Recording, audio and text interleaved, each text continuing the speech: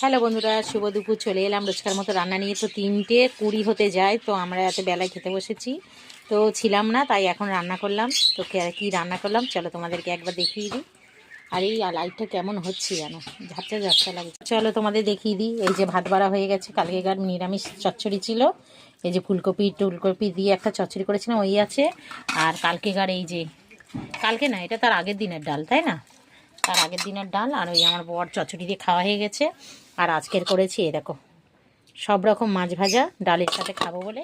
আর এটা হচ্ছে লোটে মাছ করেছি, আর লোটে মাছের সাথে আছি লেবু। এই হচ্ছে আজকের খাওয়া দুপুরের। তো এই যে, এই আজকে দুপুরের খাবার চচ্চড়ি।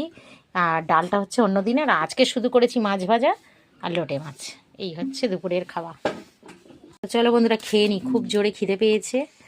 আর দেরি করব না, অনেকটাই দেরি হয়ে গেছে, প্রচুর কাজ পড়ে রয়েছে। কাজ বাজ ফেলে রেখে এখন খেয়ে নিচ্ছি। চলো, সবাই ভালো থেকো, সুস্থ থেকো, ভগবান তোমাদের মঙ্গল করুক। চলো, টাটা।